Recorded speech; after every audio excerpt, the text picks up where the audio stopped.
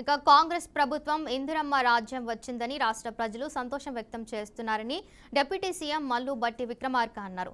కాంగ్రెస్ అధికారంలోకి వచ్చిన తర్వాత 2 లక్షల రైతుల రుణమాఫీ చేస్తామని హామీ ఇచ్చామని, చేసి చూపిస్తామని తెలిపారు. జూలై 15న జీవో ఇచ్చామని, 18 జూలైన 1 లక్ష రూపాయలు రుణమాఫీ, 6,983 కోట్లు విడుదల చేశామని తెలిపారు.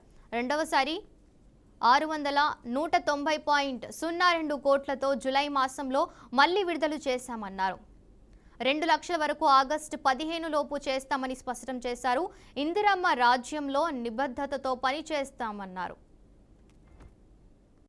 అలాగే వ్యవసాయ అనుబంధ రంగానికి సంబంధించి 72,000 కోట్ల రూపాయలు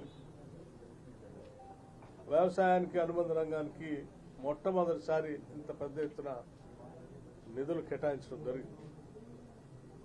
వ్యవసాయం బాగా అభివృద్ధి చెందాలని, నదులపైన ప్రాజెక్టులు రావాలని, పంటలు బాగా పండాలని, పండేటువంటి ప్రతి గింజను రాష్ట్ర ప్రభుత్వం కొనటానికి కూడా సిద్ధంగా ఉందని కూడా ఈ సందర్భంగా తెలియజేస్తాం. ఉద్యానవన పంటలకి, ఫ్రూట్ బేరింగ్ ప్లాంట్స్ కి,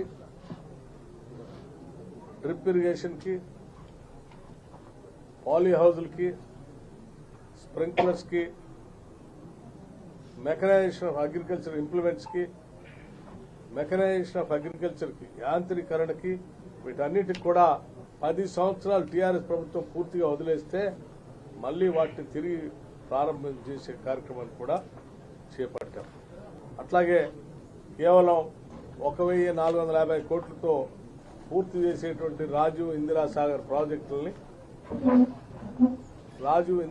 ప్రాజెక్టులని రీడిజైన్ చేసి సీతారామ